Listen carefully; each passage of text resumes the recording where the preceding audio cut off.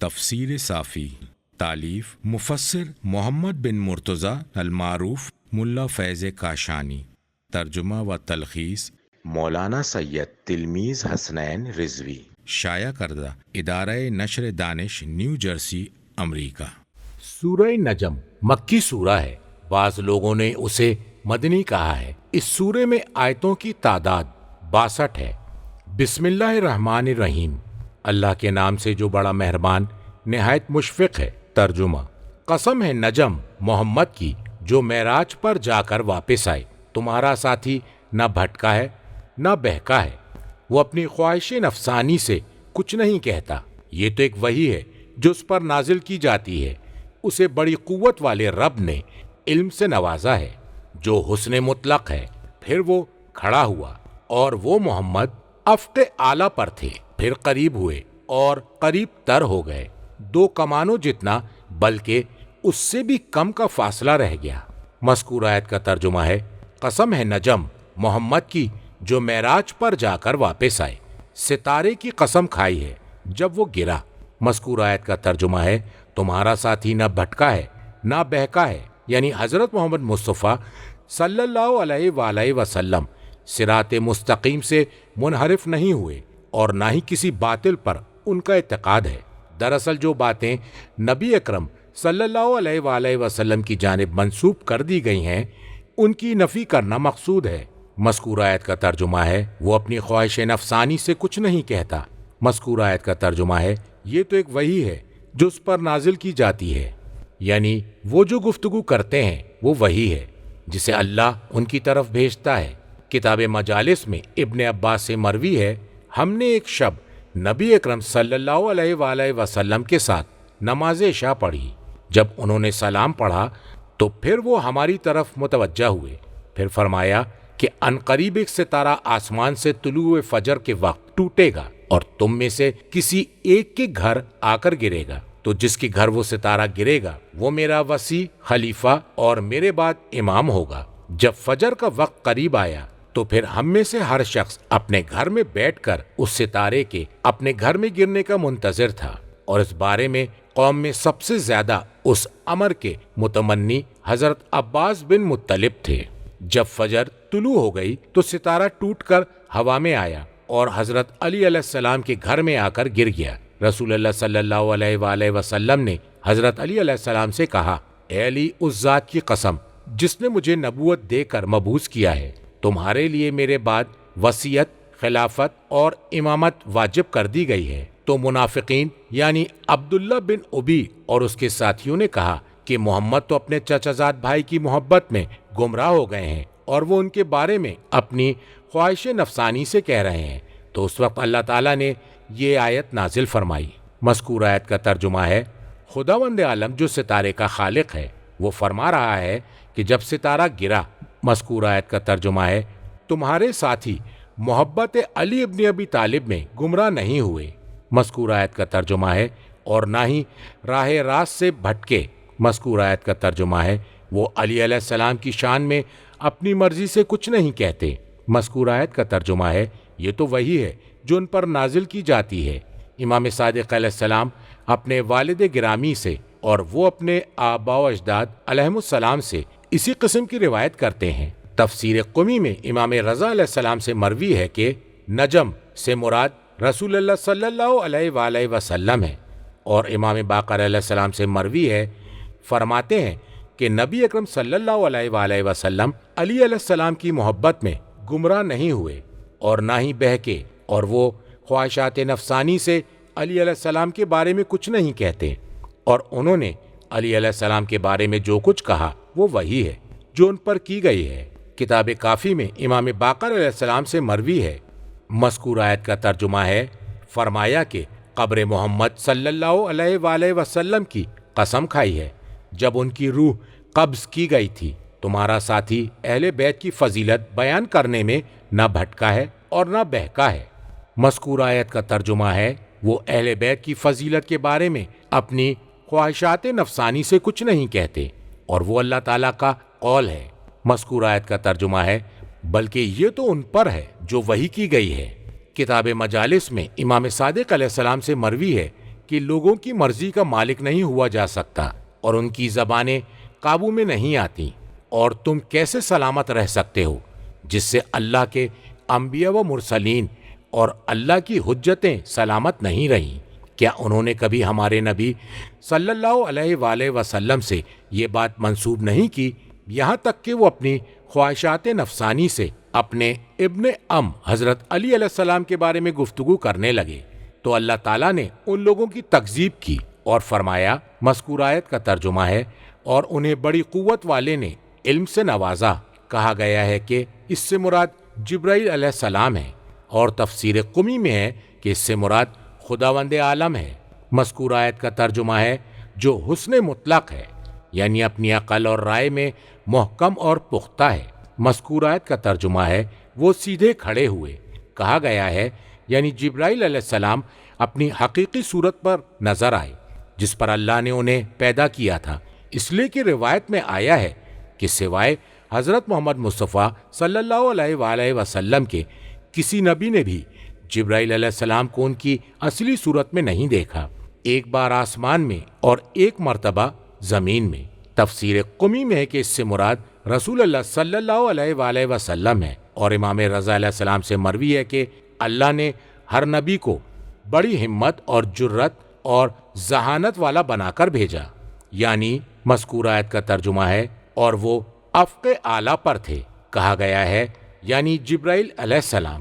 تفسیر قمی میں ہے کہ اس سے مراد رسول اللہ صلی اللہ علیہ وآلہ وسلم ہے۔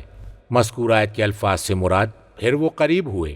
کہا گیا ہے کہ یعنی جبرائیل امین رسول اللہ صلی اللہ علیہ وآلہ وسلم سے قریب ہوئے۔ تفسیر قمی میں ہے یعنی رسول اللہ صلی اللہ علیہ وآلہ وسلم رب متعال سے قریب تر ہوئے۔ مذکور آیت کے لفظ کے معنی اور قریب تر ہو گئے، قربت مزید بڑھ گئی، یہ دراصل تعویل ہے، اور مذکور آیت کے لفظ کا مفہوم یہ ہے کہ کسی چیز کو کسی چیز کے ساتھ باندھ کر لٹکانا۔ مذکور آیت کا ترجمہ ہے وہ کمانوں جتنا بلکہ اس سے بھی کم فاصلہ رہ گیا۔ مذکور آیت کا ترجمہ ہے کمان کے اندازے کے مطابق۔ تفسیر قومی میں ہے فرمایا کہ فاصلہ اللہ تعالیٰ سے تھا جیسا کہ کمان کے قبضے سے اس کے بڑھے ہوئے سرے کا ہوتا ہے۔ میں فیض کاشانی کہتا ہوں اس کا مزید بیان اور تعویل آئے گی۔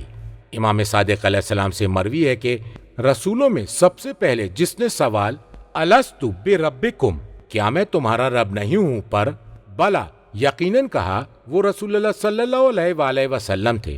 اس کی وجہ یہ ہے کہ وہ اللہ کی مخلوق میں اللہ سے زیادہ قربت رکھتے تھے اور ایسی جگہ پہنچ گئے تھے کہ جبرائیل علیہ السلام نے ان سے کہا جب وہ آسمان پر بلند ہوئے، اے محمد آپ آگے تشریف لے چلیے، آپ ایسے مقام پر پہنچ گئے ہیں جہاں پر نہ کوئی نبی مرسل آیا ہے اور نہ ہی کوئی مقرب فرشتہ۔ اگر ان کی روح اور نفس کا تعلق اس جگہ سے نہ ہوتا تو وہ بھی یہاں نہیں پہنچ سکتے تھے، اور اللہ تعالیٰ سے ان کے قرب کی یہ حیثیت تھی جیسا کہ فرمایا ہے قاب قوسین او ادنا۔ کتاب الشرائع میں امام سجاد علیہ السلام سے مروی ہے کہ آپ سے دریافت کیا گیا کہ کیا اللہ کو کسی جگہ سے منسوب کیا جا سکتا ہے؟ تو امام علیہ السلام نے فرمایا اللہ اس بات سے بلند و بالا ہے۔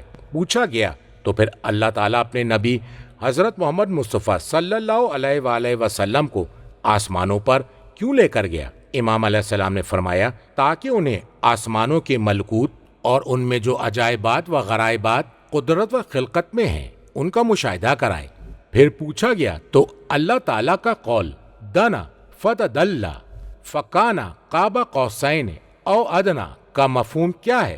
تو امام علیہ السلام نے جواب دیا کہ رسول اللہ صلی اللہ علیہ وآلہ وسلم نور کے حجابات سے قریب ہوئے، پھر آپ نے آسمان کے ملکوت کو دیکھا، پھر آپ نے نیچے کی طرف دیکھا تو آپ نے ملکوت ارض کو ملاحظہ فرمایا، یہاں تک کہ انہیں گمان ہوا کہ یہ زمین سے زیادہ نزدیک ہے، جیسے دو کمانوں کا فاصلہ، بلکہ اس سے بھی کم۔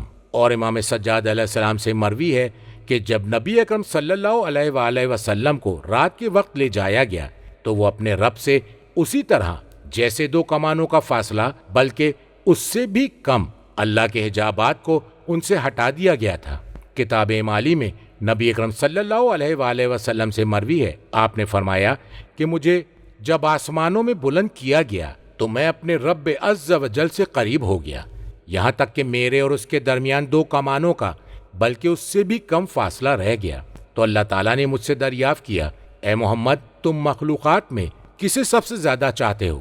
تو میں نے جواب دیا، پروردگارا میں علی کو زیادہ چاہتا ہوں۔ اللہ نے فرمایا، اے محمد متوجہ ہو جاؤ۔ میں اپنے بائیں طرف متوجہ ہوا تو میں نے وہاں علی کو موجود پایا۔ کتاب احتجاج میں امام سجاد علیہ السلام سے مروی ہے، آپ نے فرمایا، مذکور آیت کا ترجمہ ہے، میں اس کا فرزند ہوں جو بلند ہوا اور اتنی بلندی پر گیا کہ اس نے سدرۃ المنتہا کو عبور کر لیا، تو وہ اپنے کے اس قدر قریب ہوا کہ 2 کمانوں بلکہ اس سے بھی کم کا فاصلہ رہ گیا تھا۔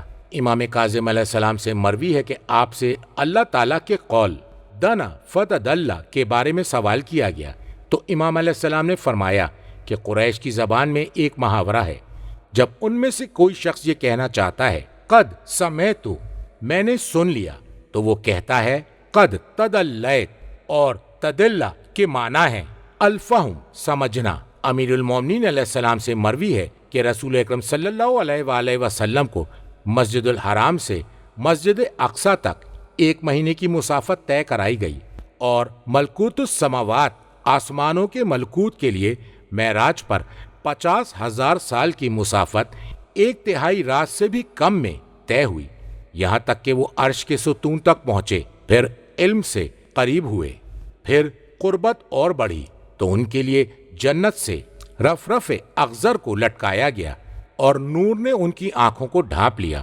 تو انہوں نے اپنے رب ذوالجلال کی عظمت کو اپنے دل کی نگاہ سے دیکھا، ان کی آنکھوں نے نہیں دیکھا۔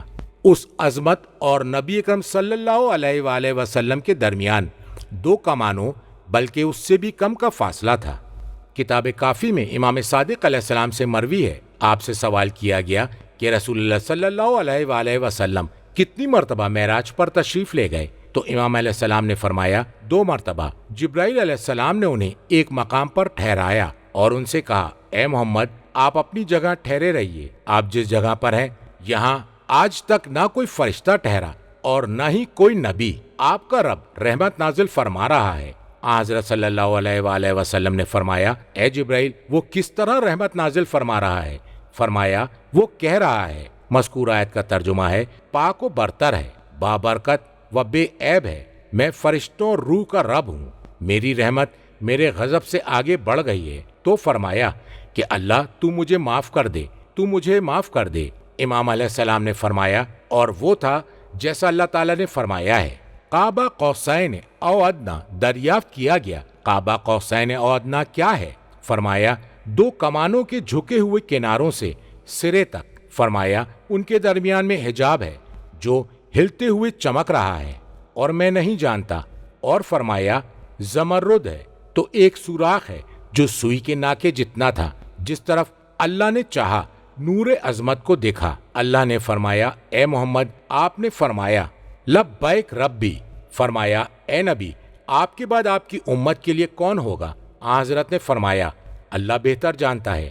اللہ نے فرمایا علی ابن ابی طالب امیر المومنین و سید المسلمین و قائد الغر المحجلین۔ پھر امام صادق علیہ السلام نے فرمایا خدا کی قسم ولایت علی زمین سے نہیں البتہ آسمان سے آئی ہے اور خدا نے اسے بالمشافہ عطا فرمایا ہے۔ میں فیض کاشانی کہتا ہوں ان 9 روایات میں کوئی منافات نہیں ہے، یہ تمام روایات معدن علم سے مخاطبین کے فہم کے مطابق نکلی ہیں، اور مذکور آیت کے لفظ سے مراد کمان کا جھکا ہوا حصہ تمثیل ہے مقدار معنوی روحانی کی، مقدار سوری جسمانی سے، اور قرب مکانی مکان کی نزدیکی سے۔ اللہ تعالیٰ پاک و منزہ ہے، جو مشببہ کہتے ہیں وہ ان تمام باتوں سے بلند بالا ہے۔ امام علیہ السلام نے قوسین کی مقدار کی ایک تفسیر ایک کمان کے دونوں کناروں کے جھکاؤ کے مقدار کے مطابق کی ہے، گویا کہ ان دونوں کمانوں کو علیحدہ قرار دیا ہے، تو اسی طرح دونوں کمانوں کی مقدار ایک کمان جتنی ہو جائے گی، اور اس کا نام قوس حلقہ ہے، اور تیر پھینکے جانے کی تیاری سے قبل ہوتا ہے، تو اس وقت یہ دائرے کے مشابہ ہوتا ہے اور دائرہ منقسم ہو جاتا ہے جس کا نام کمان رکھا جاتا ہے۔ اور اس مفہوم کی تعبیر میں اس جیسی عبارت میں ایک لطیف اشارہ ہے کہ سفر کرنے والا اس سفر میں اللہ کی طرف بلند بھی ہوا اور نازل بھی ہوا، اور حرکت مذکور آیت کے الفاظ سے مراد جھکاؤ والی، اور یہ مسافت نزولی میں واقع نہیں ہوئی بلکہ یہ دوسری مسافت تھی جیسا کہ اس کے مقام پر بیان ہوگا۔ لہٰذا ان کا سفر اللہ سے اللہ کی طرف، اللہ کے حضور میں اللہ کے سہارے اور اللہ کے ساتھ تھا۔ اللہ بابرکت اور بلند و بالا ہے۔ جو حجاب ان دونوں کے درمیان تھا وہ بشریت کا حجاب تھا، اور وہ نور رب میں غوطہ زن ہونے کی وجہ سے چمک رہا تھا اور لرز رہا تھا اور متحرک تھا، اور قریب تھا کہ مکمل طور سے نور الانوار میں سطوات جلال کے غلبے سے اور پورے طور سے جناب قدس متعال کے جذب و انجذاب کی وجہ سے خود کو فنا کر دیں، اور تدلّ معنوی کا یہی مفہوم ہے، اور حجاب کا وصف زمرد سے اس کے سبز ہونے کی طرف کنایا ہے، اس لیے کہ نور الہی جو تمثیل میں سفید رنگ سے مشابہت رکھتا ہے اس میں بشریت کی ظلمت مل گئی ہے، تو وہ ایسے نظر آتا ہے گویا کہ زمرد کا ہم رنگ سبز ہو۔ اور اللہ تعالیٰ نے آن حضرت سے ان کے خلیفہ کے بارے میں سوال کیا، کیونکہ یہ امت کے لیے نہایت اہم مسئلہ تھا، اور ان کے دل میں تھا کہ ارتحال سے پہلے ان کے درمیان اپنا خلیفہ مقرر کر کے جائیں، اور اللہ یہ بات جانتا تھا، اس لیے اللہ نے ان سے سوال کیا، اور چونکہ خلیفہ اللہ اور اس کے رسول کے نزدیک متعین تھا تو اللہ کو جو کہنا تھا اس نے کہا، اور وہ اوصاف بیان فرمائے جو کسی اور میں نہیں تھے، اور نہ ہی کوئی غیر اس تک رسائی پا سکتا تھا۔ اور اس حدیث میں ایسے گہرے اسرار اور رموز ہیں جن تک ہمارے پست ذہن نہیں پہنچ سکتے، ہم جتنا اسے ظاہر کرنا چاہیں ہم نے اسے اور چھپا دیا۔ بالخصوص اللہ سبحانہ تعالیٰ کی رحمت کا نزول اور اس کے مقابل میں نبی اکرم سے عفو کا مطالبہ، اس کے باوجود ہم اس کی ایک جھلک اپنی کتاب میں جو الوافی کے نام سے موسوم ہے اس حدیث کی شرح کرتے ہوئے دکھلا دی ہے، اور اللہ سے اعانت کے طلبگار ہیں کہ اس کے اسرار و رموز کا فہم عطا کریں۔ ترجمہ: پس اس نے اپنے بندے پر جو وحی کرنی تھی وہ کی، دل نے اسے نہیں جھٹلایا جو کچھ آنکھوں نے دیکھا تھا۔ کیا تم اس چیز کے بارے میں جھگڑ رہے ہو جو انہوں نے دیکھا ہے؟ بے شک اس کو دوسری مرتبہ دیکھا، سدرۃ المنتہا کے پاس، جس کے نزدیک جنت الماوا ہے۔ جب نور حق کی تجلیات سدرۃ المنتہا کو ڈھانپ رہی تھی، محمد کی آنکھ نہ کسی طرف مائل ہوئی اور نہ ہی حد سے بڑھی، انہوں نے تو اپنے رب کی بڑی نشانیوں کو دیکھا۔ مذکور آیت کا ترجمہ ہے، پس اس نے اپنے بندے پر جو وحی کرنی تھی وہ کی، جو وحی کی گئی اسے مبہم رکھا گیا تاکہ عظمت و شان میں اضافہ ہو۔ تفسیر قمی میں ہے کہ یہ بالمشافہہ وحی تھی۔ کتاب احتجاج میں اس حدیث کے بارے میں جو پہلے بیان کی جا چکی ہے کہ جو وحی کی تھی وہ یہ تھی جو سورہ بقرہ کی آیت 284 میں اللہ تعالیٰ نے پیغمبر کی طرف وحی کی۔ مذکور آیت کا ترجمہ ہے، آسمانوں اور زمین میں جو کچھ ہے سب اللہ کا ہے، اور تمہارے دلوں میں جو کچھ ہے خواہ اسے ظاہر کرو یا پوشیدہ رکھو، اللہ تم سے اس کا حساب لے گا۔ امام علیہ السلام نے فرمایا کہ یہ آیت آدم علیہ السلام سے لے کر حضرت محمد مصطفیٰ صلی اللہ علیہ وآلہ وسلم کے مبعوث ہونے تک تمام انبیاء علیہم السلام کے سامنے اور تمام امتوں کے سامنے پیش کی گئی، لہٰذا اس کے وزنی ہونے کی وجہ سے سب نے اسے قبول کرنے سے انکار کر دیا۔ رسول اللہ صلی اللہ علیہ وآلہ وسلم نے اسے قبول کر لیا اور انہوں نے اپنی امت کے سامنے پیش فرمایا اور امت نے بھی قبول کر لیا۔ مکمل حدیث سورہ بقرہ کی آیت 286 کے ذیل میں گزر چکی ہے۔ مذکور آیت کا ترجمہ ہے، دل نے اسے نہیں جھٹلایا جو کچھ آنکھوں نے دیکھا تھا۔ کتاب توحید میں امام کاظم علیہ السلام سے روایت ہے، آپ سے سوال کیا گیا کہ کیا رسول اللہ صلی اللہ علیہ وآلہ وسلم نے رب عز و جل کو دیکھا تھا؟ تو آپ نے فرمایا ہاں۔ حضرت صلی اللہ علیہ وآلہ وسلم نے رب کو دل سے دیکھا تھا۔ کیا تم نے اللہ کا قول نہیں سنا؟ مذکور آیت کا ترجمہ ہے، حضرت صلی اللہ علیہ وآلہ وسلم نے اللہ کو آنکھوں سے نہیں دیکھا بلکہ دل سے دیکھا تھا۔ تفسیر مجموع البیان میں امیر المومنین علیہ السلام سے مروی ہے کہ حضرت محمد مصطفیٰ صلی اللہ علیہ وآلہ وسلم نے اپنے رب کو اپنے دل سے دیکھا تھا۔ نبی اکرم صلی اللہ علیہ وآلہ وسلم سے مروی ہے کہ آپ سے اس آیت کے بارے میں سوال کیا گیا تو آپ نے فرمایا میں نے ایک نور دیکھا تھا۔ کتاب کافی اور توحید میں امام رضا علیہ السلام سے مروی ہے آپ سے اس بارے میں سوال کیا گیا تو آپ نے بیان فرمایا ان کی آنکھوں نے جو کچھ دیکھا محمد کے دل نے اسے نہیں جھٹلایا، پھر جو کچھ دیکھا تھا اسے اللہ نے بیان فرمایا اور کہا۔ مذکور آیت کا ترجمہ ہے کہ آن حضرت صلی اللہ علیہ وآلہ وسلم نے اپنے رب کی بڑی نشانیوں کو دیکھا۔ اللہ کی آیات غیر اللہ ہوتی ہیں۔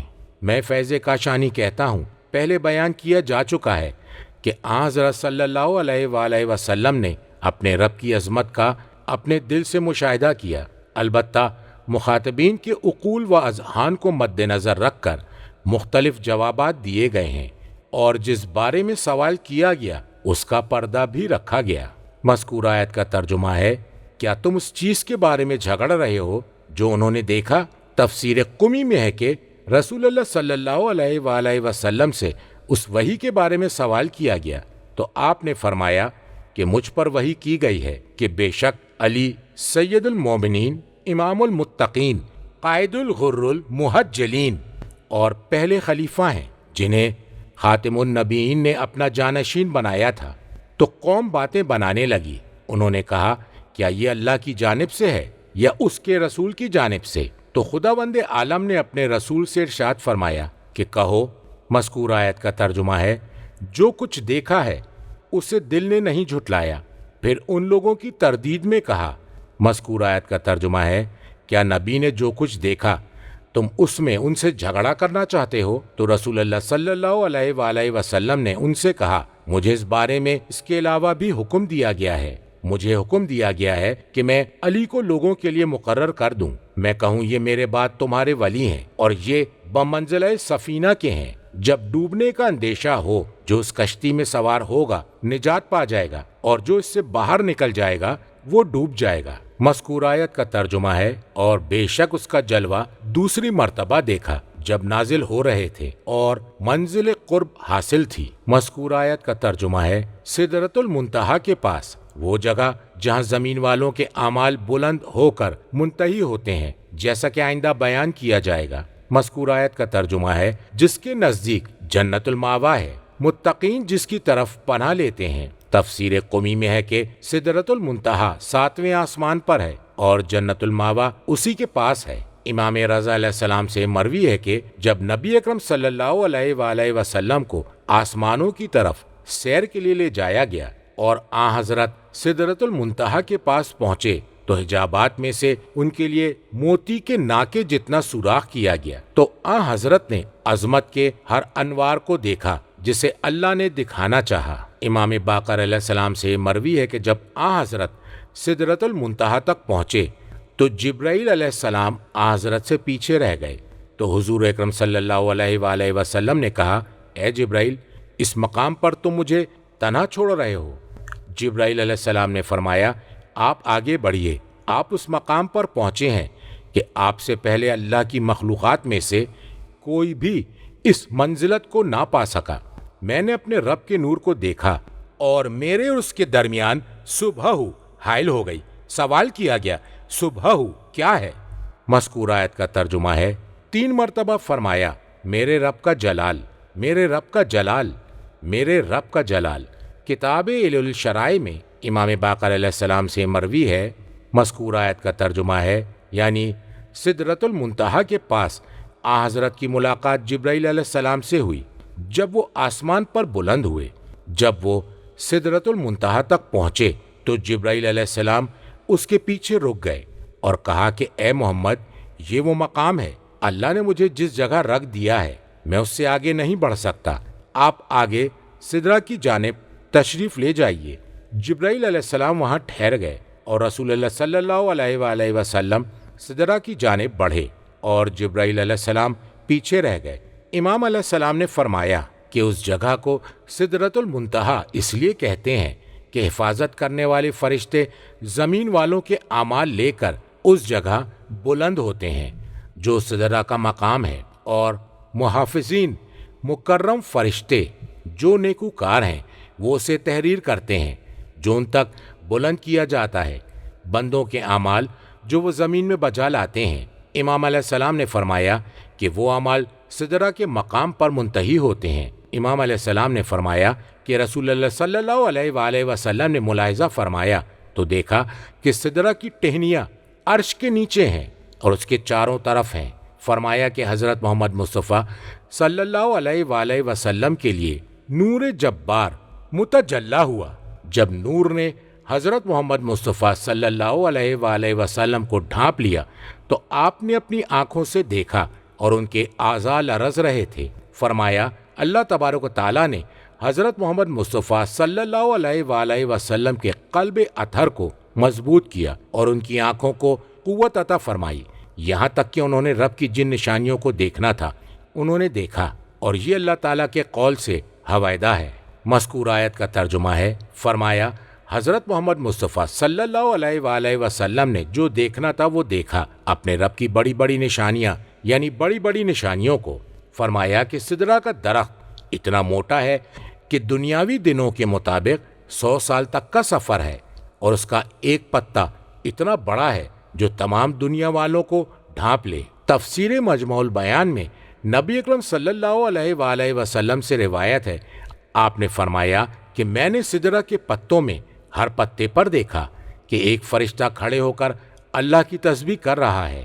مذکور آیت کا ترجمہ ہے، جب نور حق کی تجلیات سدرۃ المنتہا کو ڈھانپ رہی تھیں، تعظیم ہے اور اظہار کثرت ہے جو چیز ڈھانپ رہی تھی، اور اس کی کیفیت یہ تھی کہ نہ تو اس کی ماہیت بیان کی جا سکتی ہے اور نہ ہی اس کا شمار کیا جا سکتا ہے۔ تفسیر قمی میں ہے کہ جب اس کے اور رسول اللہ صلی اللہ علیہ وآلہ وسلم کے درمیان سے حجاب ہٹا دیا گیا تو اللہ کے نور نے سدرہ کو ڈھانپ لیا۔ مذکور آیت کا ترجمہ ہے، محمد کی آنکھ نہ کسی طرف مائل ہوئی۔ جو کچھ حضرت محمد مصطفیٰ صلی اللہ علیہ وآلہ وسلم نے مشاہدہ کیا تھا، ان کی آنکھ اس سے کسی اور طرف مائل نہیں ہوئی۔ مذکور آیت کا ترجمہ ہے، اور نہ ہی حد سے بڑھی، یعنی نہ حد سے تجاوز کیا، بلکہ اسے صحیح، سیدھے اور درست طریقے سے باقی رکھا۔ مذکور آیت کا ترجمہ ہے، انہوں نے تو اپنے رب کی بڑی نشانیوں کو دیکھا، یعنی اکبر آیات کو دیکھا، جیسا کہ بیان کیا جا چکا ہے۔ مذکور آیت کا ترجمہ ہے کہ حضور سرور کائنات نے حضرت جبرائیل علیہ السلام کو ان کی اصل صورت میں 2 مرتبہ دیکھا۔ اس بار اور دوسری مرتبہ سبب یہ ہے کہ جبرائیل علیہ السلام کی خلقت عظیم ہے، وہ ان روحانی مخلوق میں سے ہیں جن کی تخلیق اور جن کے اوصاف کو کوئی نہیں جانتا سوائے اللہ کے جو رب العالمین ہے۔ اور کہا گیا ہے کہ انبیاء کرام میں سے کسی نے بھی جبرائیل علیہ السلام کو ان کی اصلی صورت میں نہیں دیکھا سوائے حضرت محمد مصطفیٰ صلی اللہ علیہ وآلہ وسلم کے، اور آن حضرت نے انہیں 2 مرتبہ اسی طرح دیکھا، ایک مرتبہ آسمان میں اور دوسری مرتبہ زمین میں۔ کتاب توحید میں امام صادق علیہ السلام سے مروی ہے کہ آپ سے اس آیت کے بارے میں سوال کیا گیا تو آپ نے فرمایا کہ آن حضرت نے جبرائیل علیہ السلام کو دیکھا کہ ان کی پنڈلی پر موتی اس طرح تھا جیسے سبزی پر پانی کا قطرہ۔ ان کے 600 بازو ہیں جنہوں نے آسمان و زمین کے درمیانی حصے کو پر کر دیا ہے۔ تفسیر قمی میں نبی اکرم صلی اللہ علیہ وآلہ وسلم سے مروی ہے کہ آپ نے حضرت علی علیہ السلام سے فرمایا، اے علی، اللہ تعالیٰ نے تمہیں 7 مقامات پر میرے ساتھ دکھلایا، ان میں پہلا موقع وہ معراج کی شب ہے جب مجھے آسمان کی سیر کرائی گئی تو جبرائیل علیہ السلام نے مجھ سے پوچھا کہ آپ کے بھائی کہاں ہیں؟ میں نے جواب دیا کہ میں انہیں اپنے پیچھے چھوڑ کے آیا ہوں۔ جبرائیل علیہ السلام نے کہا کہ آپ اللہ سے دعا کیجئے کہ انہیں یہاں آپ کے پاس لے آئیں۔ میں نے اللہ سے دعا طلب کی تو دیکھا کہ اے علی، تمہاری مثال میرے ساتھ ہے اور ملائکہ صف باندھے ہوئے کھڑے ہیں۔ میں نے کہا، اے جبرائیل علیہ السلام، یہ کون سے فرشتے ہیں؟ تو جبرائیل علیہ السلام نے کہا، یہ وہ فرشتے ہیں اللہ قیامت تک آپ کے ذریعے ان پر فخر کر رہا ہے۔ میں قریب گیا تو قیامت تک جو کچھ ہو چکا ہے اور جو ہونے والا ہے اس بارے میں نے گفتگو کی۔ اور دوسری بار جب مجھے دوسری مرتبہ معراج پر لے جایا گیا تو جبرائیل علیہ السلام نے مجھ سے سوال کیا، اے محمد، آپ کے بھائی کہاں ہیں؟ میں نے جواب دیا کہ میں انہیں پیچھے چھوڑ آیا ہوں۔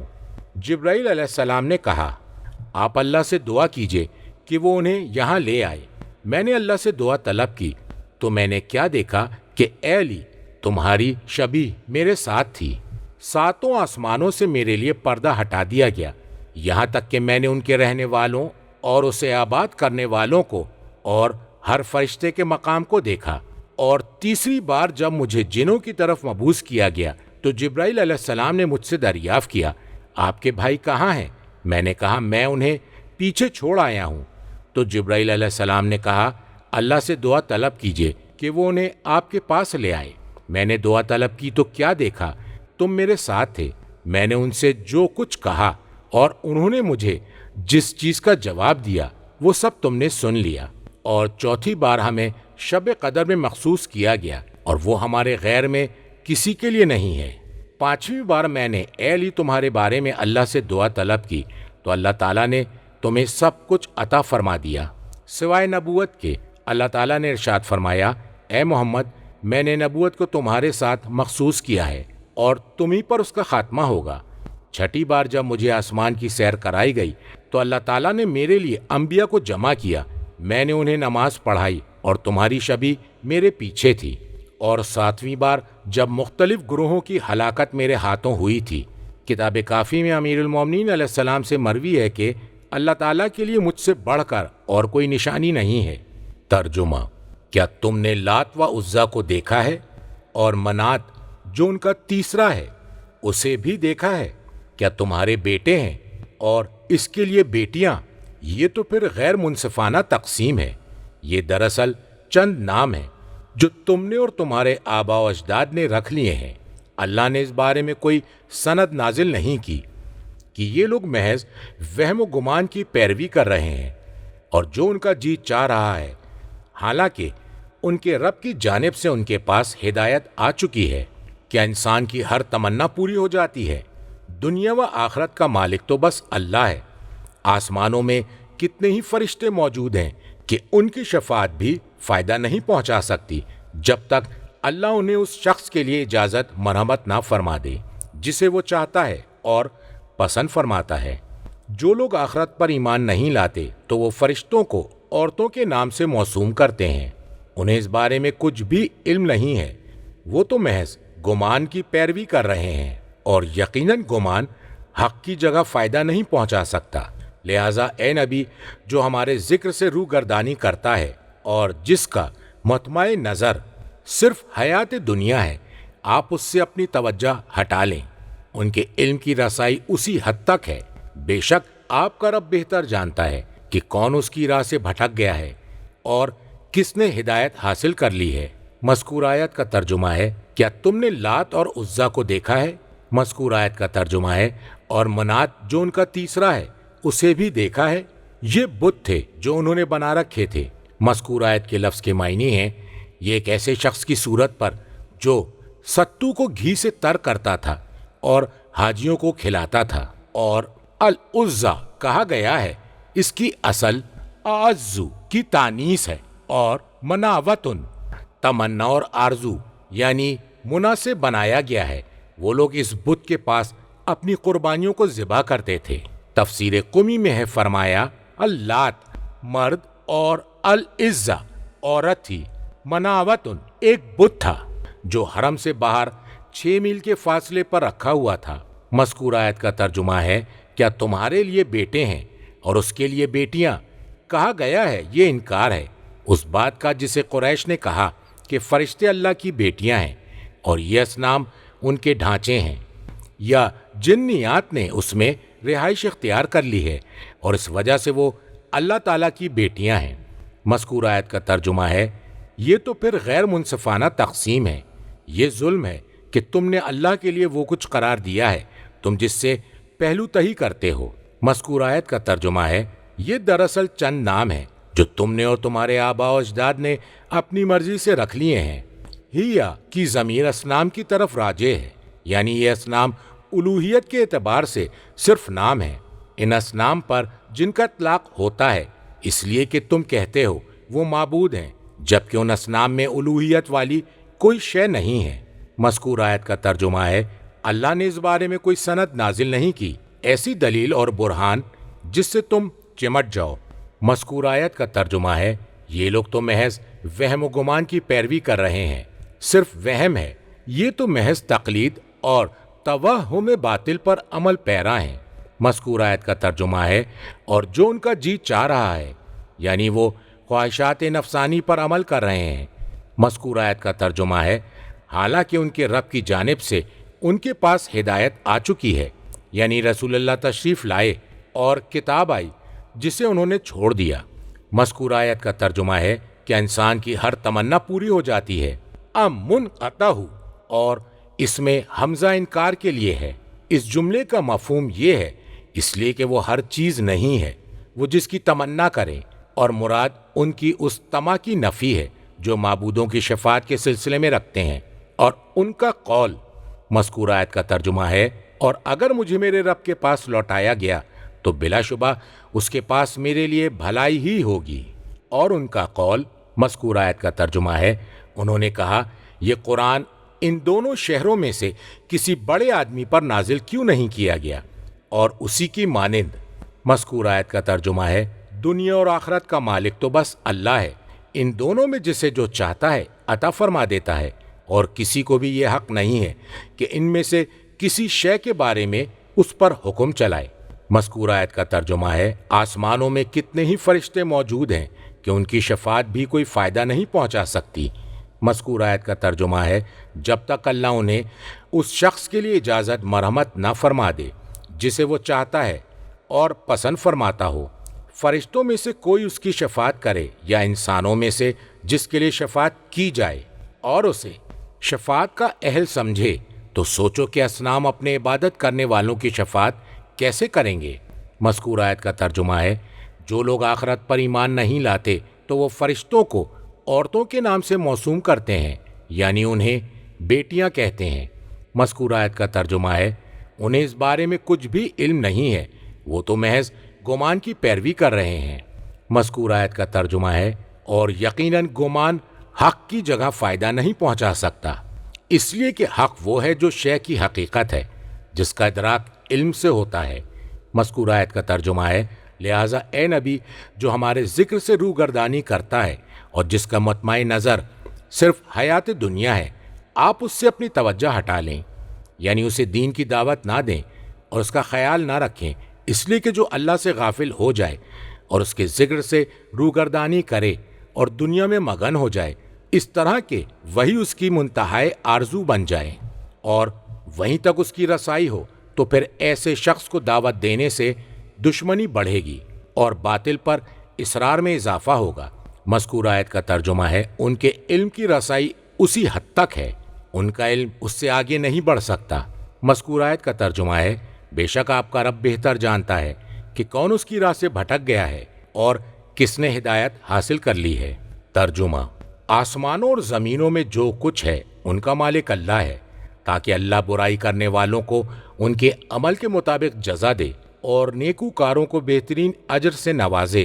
جو لوگ جھوٹے گناہوں اور لغزشوں کے سوا بڑے گناہوں اور بے حیائی کے کاموں سے اجتناب کرتے ہیں، تو بے شک آپ کے پروردگار کی مغفرت کا دائرہ نہایت وسیع ہے۔ وہ تمہیں اچھی طرح جانتا ہے، جب اس نے زمین سے تمہیں خلق فرمایا تھا تم اپنی ماؤں کے شکم میں جنین کی صورت میں تھے، تم اپنے نفس کی پاکیزگی کو نہ بتلاؤ، وہ بہتر جانتا ہے کہ کون متقی ہے۔ اے نبی، کیا آپ نے اس شخص کو دیکھا جس نے منہ پھیر لیا؟ اس نے تھوڑا سا مال دیا اور ہاتھ روک لیا۔ کیا اس کے پاس غیب کا علم ہے کہ وہ حقیقت کو دیکھ رہا ہے؟ کیا اسے ان باتوں کی خبر نہیں دی گئی جو موسیٰ کے صحیفوں میں تھی اور ابراہیم کے صحیفوں میں موجود تھیں، جنہوں نے اللہ کے ہر امر کو پورا کیا؟ مذکور آیت کا ترجمہ ہے، اور آسمانوں اور زمین میں جو کچھ ہے ان کا مالک اللہ ہے، خلقت اور ملکیت کے اعتبار سے۔ مذکور آیت کا ترجمہ ہے، تاکہ اللہ برائی کرنے والوں کو ان کے عمل کے مطابق جزا دے اور نیکوکاروں کو بہترین اجر سے نواز دے۔ برائی کرنے والوں کو عذاب اور نیکوکاروں کو ثواب ملے۔ مذکور آیت کا ترجمہ ہے، جو لوگ بڑے گناہوں سے اجتناب کرتے ہیں، گناہوں کے اعتبار سے جس کی سزا بڑی ہوتی ہے، بالخصوص جس گناہ کے لیے وعید ڈراوا کی گئی ہے، اور اس کا بیان سورہ نساء کی آیت 31 کے ذیل میں گزر چکا ہے۔ مذکور آیت کا ترجمہ ہے، اور بے حیائی کے کام خصوصیت کے ساتھ جو بے حیائی کے بڑے بڑے کام ہوں۔ مذکور آیت کا ترجمہ ہے چھوٹے گناہوں اور لغزشوں کے سوا وہ گناہ جو چھوٹے اور معمولی ہوں، تو جو لوگ گناہان کبیرہ سے اجتناب کرتے ہیں ان کے ایسے گناہ بخش دیے جاتے ہیں۔ اس جملے میں استثناء منقطع ہے۔ کتاب کافی میں امام صادق علیہ السلام سے مروی ہے، آپ نے فرمایا کہ فواحش سے مراد زنا اور چوری ہے۔ مذکور آیت کے لفظ سے مراد ہے کہ ایک شخص گناہ کا ارتکاب کرتا ہے، پھر وہ اس کی اللہ سے معافی مانگ لیتا ہے۔ امام صادق علیہ السلام سے مروی ہے کہ کوئی بھی گناہ ہو، اگر بندہ مومن اس کا عادی بھی ہو جائے تو آخر کار وہ اسے چھوڑ دیتا ہے، پھر اس کی طرف راغب ہوتا ہے، اور وہ اللہ کے قول سے ثابت ہے۔ مذکور آیت کا ترجمہ ہے وہ بندہ جو گناہ کی طرف راغب ہوتا ہے جو اس کے مزاج سے ہم آہنگ نہیں ہے، یعنی اس کے مزاج کے خلاف ہے۔ اور ایک روایت میں ہے فرمایا، مذکور آیت کا ترجمہ ہے یعنی ایک گناہ کے بعد دوسرا گناہ بندہ اس کے قریب چلا جاتا ہے، اور دوسری روایت میں ہے فرمایا وہ گناہ ہے انسان اس کے قریب چلا جاتا ہے، پھر جب اللہ چاہتا ہے وہ رک جاتا ہے، پھر اس کے بعد گناہ سے قربت ہو جاتی ہے۔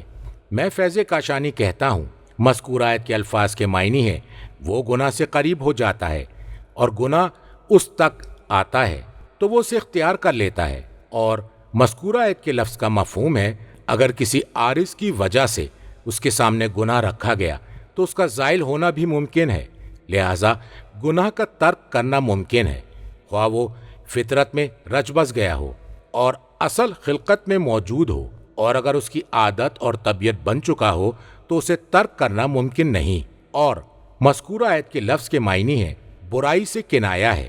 مذکور آیت کا ترجمہ ہے بے شک آپ کے پروردگار کی مغفرت کا دائرہ بہت وسیع ہے کہ وہ گناہان کبیرہ سے اجتناب کرنے پر گناہان صغیرہ کو معاف کر دیتا ہے۔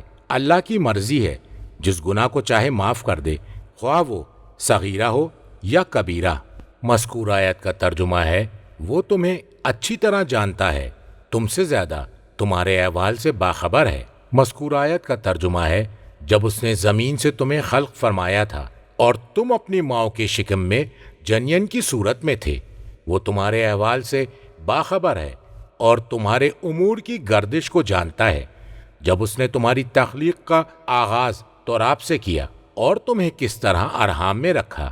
مذکور آیت کا ترجمہ ہے تم اپنے نفس کی پاکیزگی کو نہ بتلاؤ، تم اپنے عمل کی پاکیزگی کے نغمے نہ سناؤ کہ تم سب سے بڑھ کر خیر میں حصہ لیتے ہو، اور تم نے معاصی اور رذیل چیزوں سے اپنے آپ کو پاک صاف رکھا ہوا ہے۔ مذکور آیت کا ترجمہ ہے وہ اللہ بہتر جانتا ہے کہ کون متقی ہے، وہ اللہ جانتا ہے کہ تم میں سے کون پرہیزگار ہے اور کون نہیں، قبل اس کے کہ وہ تمہیں آدم کے صلب سے باہر نکالے۔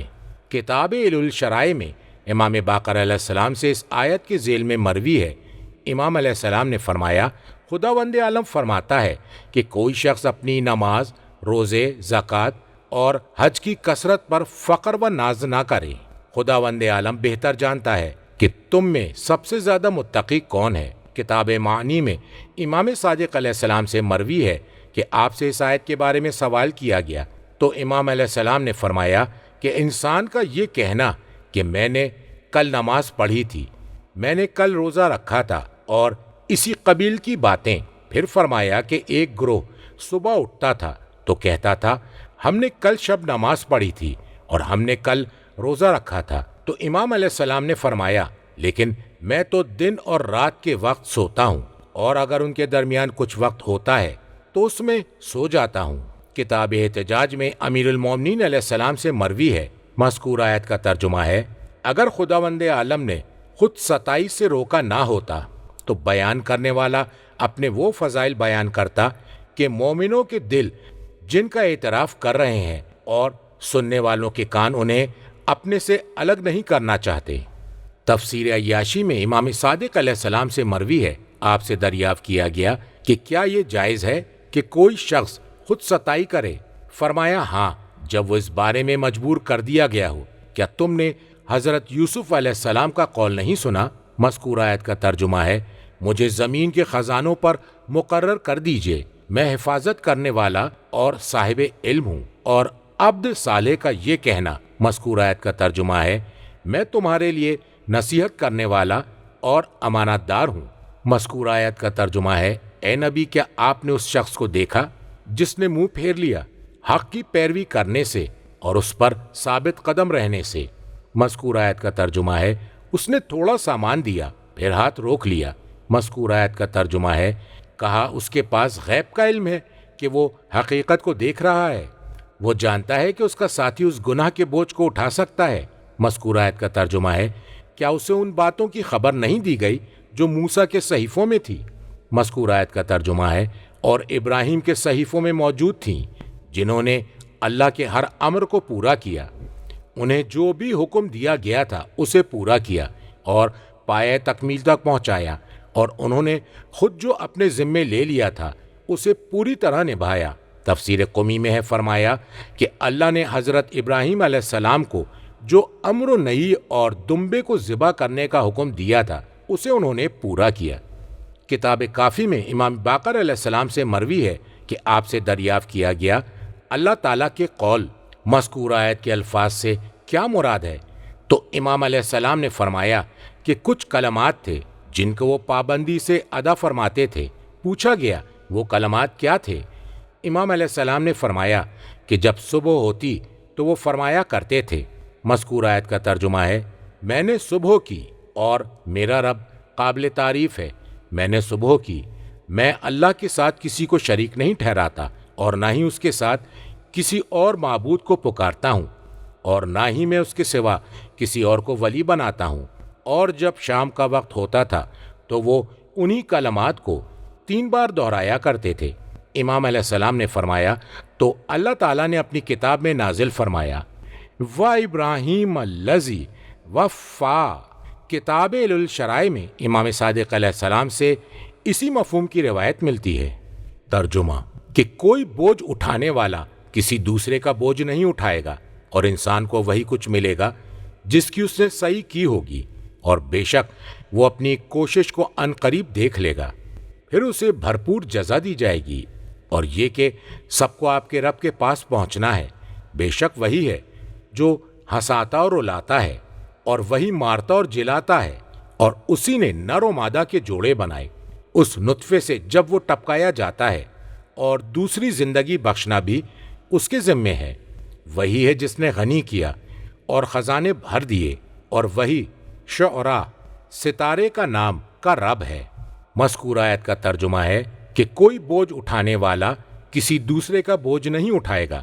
کیا انہیں خبر نہیں دی گئی جو ابراہیم و موسیٰ کے صحیفوں میں لکھا ہوا ہے کہ کوئی دوسرا شخص کسی کے گناہ کا ذمہ نہیں لے گا؟ مذکور آیت کا ترجمہ ہے، اور انسان کو وہی کچھ ملے گا جس کی اس نے صحیح کی ہوگی، یعنی وہ اپنی صحیح کو دیکھ لے گا۔ یعنی جس طرح کوئی دوسرے سے کسی کے گناہ کا مواخذہ نہیں ہوگا، اسی طرح کسی دوسرے کے عمل کی بنیاد پر اسے ثواب نہیں ملے گا۔ اور یہ جو احادیث میں آیا ہے کہ صدقہ اور حج مرنے والے کو فائدہ پہنچاتے ہیں، تو اس کا سبب وہ محبت ہے جو مرنے والے کی اس کی نیابت کرنے والے کے دل میں پیدا ہوئی۔ اس کا سبب احسان یا ایمان یا قرابت یا کوئی اور وجہ ہو سکتی ہے، تو یہ بھی ایک طرح سے اسی کی اپنی کوشش میں شامل ہے۔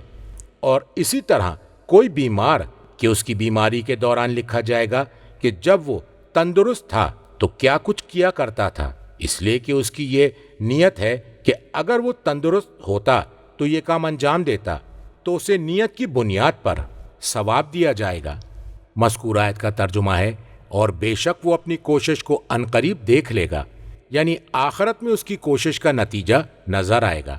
مذکور آیت کا ترجمہ ہے، پھر اسے بھرپور جزا دی جائے گی، یعنی بندے کو اس کی صحیح کی جزا بھرپور طریقے سے دی جائے گی۔ مذکور آیت کا ترجمہ ہے، اور یہ کہ سب کو آپ کے رب کے پاس پہنچنا ہے، مخلوقات کی انتہا ہے اور اسی کی جانب باز گشت ہے۔ کتاب کافی اور توحید میں امام صادق علیہ السلام سے مروی ہے کہ اللہ تعالیٰ فرما رہا ہے، مذکور آیت کا ترجمہ ہے، جب بات اللہ تک پہنچ جائے تو اسے مضبوطی سے تھام لو۔ تفسیر قمی میں یہی ہے، کچھ اضافے کے ساتھ۔ کتاب توحید میں امام باقر علیہ السلام سے مروی ہے، آپ سے دریافت کیا گیا کہ لوگ ہمارے سامنے اپنے گن گاتے رہتے ہیں، آپ کا اس بارے میں کیا خیال ہے؟ امام علیہ السلام نے فرمایا، ناپسندیدہ عمل ہے۔ کیا تم نے سنا نہیں؟ اللہ تعالیٰ نے فرمایا، مذکور آیت کا ترجمہ ہے، تم اس کے علاوہ کوئی اور بات کرو۔ مذکور آیت کا ترجمہ ہے، بے شک وہی ہے جو ہنساتا اور رلاتا ہے۔ تفسیر قمی میں ہے کہ آسمان کو بارش کے ذریعے رلاتا ہے اور زمین کو نباتات کے ذریعے ہنساتا ہے۔ مذکور آیت کا ترجمہ ہے، اور وہی مارتا اور جلاتا ہے، یعنی اس کے علاوہ کوئی مارنے اور زندہ کرنے پر قدرت نہیں رکھتا۔ مذکور آیت کا ترجمہ ہے، اور اسی نے نر و مادہ کے جوڑے بنائے ہیں۔ مذکور آیت کا ترجمہ ہے، نطفے سے جب وہ ٹپکایا جاتا ہے۔ تفسیر قمی میں ہے، فرمایا کہ نطفہ خون سے تبدیل ہو کر بنتا ہے۔ پہلے وہ خون ہوتا ہے، پھر وہ دماغ میں ایک رگ ہے جسے ورید کہا جاتا ہے، اس میں نطفہ بن جاتا ہے، پھر وہ پیٹھ کے مہروں میں سے ان رگوں میں منتقل ہوتا ہے جن سے پیشاب گردے سے مثانے کی طرف آتا ہے، پھر اس کی شکل سفید ہو جاتی ہے۔ جہاں تک عورت کے نطفے کا تعلق ہے تو وہ سینے سے نازل ہوتا ہے۔ مذکور آیت کا ترجمہ ہے، اور دوسری زندگی بخشنا بھی اسی کے ذمے ہے، یعنی مر جانے کے بعد دوبارہ زندہ کرنا اپنے وعدے کو پورا کرتے ہوئے۔ مذکور آیت کا ترجمہ ہے، اور وہی ہے جس نے غنی کیا اور خزانے بھر دیے۔ اقنا کے معنی ہے عطا کر دیا، اور القنیہ یعنی کمائی اور جائیداد اور اموال سے کچھ حاصل ہو جس کی جڑیں مال سے تعلق رکھتی ہوں۔ کتاب معانی اور قمی میں امام صادق علیہ السلام سے مروی ہے، وہ اپنے آبا سے، وہ امیر المومنین علیہ السلام سے روایت کرتے ہیں، آپ نے اس آیت کے ذیل میں فرما کر ہر انسان کو اس کی معیشت سے غنی بنایا اور اس کے لیے ہاتھوں کی کمائی کو پسندیدہ قرار دیا۔ مذکور آیت کا ترجمہ ہے، اور وہی شعرا ستارے کا نام کا رب ہے۔ تفسیر قمی میں ہے، فرمایا کہ آسمان میں ایک ستارہ ہے جس کا نام شعرا ہے۔ قریش اور عرب کی ایک قوم اس کی عبادت کیا کرتے تھے، اور یہ ستارہ رات کے آخری حصے میں طلوع ہوتا ہے۔ پیج 56 ترجمہ۔ اور اسی نے پہلی قوم عاد کو ہلاک کر ڈالا، اور سمود کو بھی اسی نے باقی نہ چھوڑا، اور ان سے پہلے نوح کی قوم کو ہلاک کیا، اس لیے کہ وہ لوگ بڑے ظالم اور نہایت سرکش تھے۔ اور قوم لوط کی بستیوں کو اسی نے تہو بالا کر دیا، پس اسے ڈھانپ لیا جس نے ڈھانپ لیا۔ لہٰذا تم اپنے رب کی کن کن نعمتوں میں شک کرو گے؟ یہ رسول بھی نذیر ہیں، سابقہ امتوں میں ڈرانے والوں کی طرح۔ آنے والی گھڑی قیامت قریب آ گئی ہے، اللہ کے سوا کوئی اور اسے ظاہر کرنے والا نہیں ہے۔ کیا تم لوگ اس کلام پر حیران ہو، اور تم ہنستے ہو روتے نہیں، اور تم کھیل کود میں مست ہو؟ تم پر لازم ہے کہ اللہ کے لیے سجدہ کرو اور اسی کی عبادت کرو۔ مذکور آیت کا ترجمہ ہے، اور اسی نے پہلی قوم عاد کو ہلاک کر ڈالا۔ مذکور آیت کا ترجمہ ہے، اور سمود کو بھی، اور فریقین میں کسی کو بھی باقی نہ چھوڑا۔ مذکور آیت کا ترجمہ ہے، اور ان سے پہلے نوح کی قوم کو ہلاک کیا ہے، اس لیے کہ وہ بڑے ظالم اور نہایت سرکش تھے۔ من قبل یعنی عاد اور سمود سے پہلے نوح کی قوم ان دونوں سے زیادہ ظالم اور سرکش تھی، کیونکہ وہ نوح علیہ السلام کو اذیت دیتے تھے اور ان سے راہ فرار اختیار کرتے تھے اور انہیں مارتے تھے، یہاں تک کہ ان میں حرکت باقی نہیں رہتی تھی۔ مذکور آیت کا ترجمہ ہے، اور قوم لوط کی بستیوں کو اسی نے تہو بالا کیا۔ مذکور آیت کے الفاظ کا مطلب ہے وہ بستیاں جو اپنے باشندوں سمیت الٹ پلٹ گئیں، اور اس سے مراد قوم لوط کی بستیاں ہیں۔ مذکور آیت کے لفظ کے معنی ہے کہ ان کو بلند کر کے منقلب کر دیا۔ کتاب کافی میں امام صادق علیہ السلام سے مروی ہے کہ وہ اہل بصرہ تھے۔ مذکور آیت کے لفظ سے مراد یہی لوگ ہیں۔ تفسیر قمی میں ہے، فرمایا کہ مذکور آیت کے لفظ سے مراد اہل بصرہ ہیں، اور اس پر دلیل امیر المومنین علیہ السلام کا یہ قول ہے۔ مذکور آیت کا ترجمہ ہے، اے الٹ پلٹ کی جانے والی بستیوں والو، اے عورت کے سپاہیوں، اے چوپایوں کی پیروی کرنے والو، اونٹ نے آواز نکالی، تم نے لبیک کہی، اور جب کوچے کاٹ دی گئیں تم بھاگ کھڑے ہوئے۔ تمہارا پانی گدلا اور کڑوا ہے، تمہارے خواب بودے ہیں، اور نفاق تم پر ختم ہے۔ 70 نبیوں کی زبانی تم پر لعنت بھیجی گئی ہے، رسول اللہ صلی اللہ علیہ وآلہ وسلم نے مجھے خبر دی ہے کہ جبرائیل علیہ السلام نے انہیں مطلع کیا کہ ان کے لیے زمین لپیٹ دی گئی، تو انہوں نے دیکھا کہ بصرہ پانی سے زیادہ قریب زمینوں سے ہے اور آسمانوں سے زیادہ دور ہے، جس میں 9.10 حصہ شر ہے اور لا علاج بیماری ہے، اس میں ٹھہرنے والا گناہگار ہے، اور جو اس سے باہر چلا جائے وہ رحمت خداوندی میں ہوگا، اور یہ زمین اپنے رہنے والوں سمیت 2 مرتبہ الٹ پلٹ چکی ہے، اور تیسری بار بھی اس کی اسی طرح تکمیل ہوگی، اور یہ رجت کے وقت ہوگا۔ مذکور آیت کا ترجمہ ہے پس اسے ڈھانپ لیا جس نے ڈھانپ لیا۔ اس جملے میں خوف دلانا ہے اور عمومی طور سے ان قوموں پر جو گزر چکا ہے اس کا بیان ہے۔ مذکور آیت کا ترجمہ ہے لہٰذا تم اپنے رب کی کن کن نعمتوں میں شک کرو گے۔ اس جملے میں ہر ایک سے خطاب ہے۔ کتاب کافی میں امیر المومنین علیہ السلام سے مروی ہے، آپ نے فرمایا کہ شک کے 4 حصے ہیں: المریہ، الہوا، التردد، الاستسلام، اور یہ قول الہی سے ثابت ہے۔ فَبِأَيِّ آلَاءِ رَبِّكَ تَتَمَارَىٰ، کہا گیا ہے کہ جن چیزوں کو شمار کیا جاتا ہے وہ نعمت ہوں یا عذاب، اسے آلائے سے تعبیر کیا گیا ہے۔ عبرت حاصل کرنے والوں کے لیے عذاب میں عبرت و نصیحت ہے، اور انبیاء اور مومنین کے لیے انتقام ہے۔ تفسیر قمی میں ہے کہ اس آیت کا مفہوم ہے کہ سلطان سے جھگڑ رہے ہو۔ مذکور آیت کا ترجمہ ہے یہ رسول بھی نذیر ہیں، سابقہ امتوں میں ڈرانے والوں کی طرح۔ تفسیر قمی میں امام صادق علیہ السلام سے مروی ہے کہ آپ سے اس بارے میں سوال کیا گیا تو آپ نے فرمایا کہ خداوند عالم نے جب مخلوقات کو پیدا کیا تو جب پہلی مرتبہ زمین میں پھیلایا تو انہیں اپنے سامنے صف کی صورت میں کھڑا کیا، اور اللہ تعالیٰ نے حضرت محمد مصطفیٰ صلی اللہ علیہ وآلہ وسلم کو مبعوث فرمایا، اور آپ نے انہیں دعوت دی تو کچھ لوگ آپ پر ایمان لے آئے اور کچھ نے انکار کر دیا، تو اللہ تعالیٰ نے فرمایا ھذا نذیر من النذور الاولی، یعنی اس سے مراد حضرت محمد مصطفیٰ صلی اللہ علیہ وآلہ وسلم ہے، کیونکہ آپ نے تخلیق اول کے مرحلے پر ان لوگوں کو اللہ کی طرف دعوت دی تھی، اور کتاب بصائر میں بھی ایسی ہی روایت موجود ہے۔ مذکور آیت کا ترجمہ ہے آنے والی گھڑی قیامت قریب آ گئی۔ تفسیر قمی میں ہے فرمایا یعنی قیامت قریب آ گئی ہے۔ مذکور آیت کا ترجمہ ہے اللہ کے سوا کوئی اور اسے ظاہر کرنے والا نہیں ہے، یعنی کوئی نفس بھی اسے ظاہر کرنے پر قادر نہیں ہے سوائے اللہ کے۔ مذکور آیت کا ترجمہ ہے کیا تم لوگ اس کلام پر حیران ہو، یعنی انکار کر رہے ہو۔ تفسیر مجموع البیان میں امام صادق علیہ السلام سے مروی ہے حدیث سے مراد وہ باتیں ہیں جو پہلے بیان کی گئی ہیں۔ مذکور آیت کا ترجمہ ہے اور تم ہنستے ہو، روتے نہیں، تم مذاق اڑا رہے ہو، اور تم سے جو کوتاہی ہوئی اس پر گریہ کناں نہیں ہو۔ مذکور آیت کا ترجمہ ہے اور تم کھیل کود میں مست ہو۔ تفسیر قمی میں ہے کہ تم لہو و لعب میں مصروف ہو، اور کہا گیا ہے کہ مستکبرون، یعنی تم لوگ اکڑ رہے ہو، تکبر کر رہے ہو۔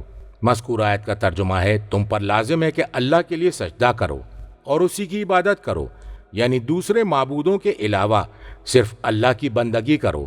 کتاب ثواب الاعمال اور تفسیر مجموع البیان میں امام صادق علیہ السلام سے مروی ہے جو شخص ہر روز یا ہر شب پابندی کے ساتھ سورہ نجم پڑھے گا تو وہ لوگوں کے درمیان پسندیدہ حیثیت سے جیے گا اور اس کی مغفرت کر دی جائے گی، اور انشاءاللہ وہ لوگوں کے درمیان محبوب ہوگا۔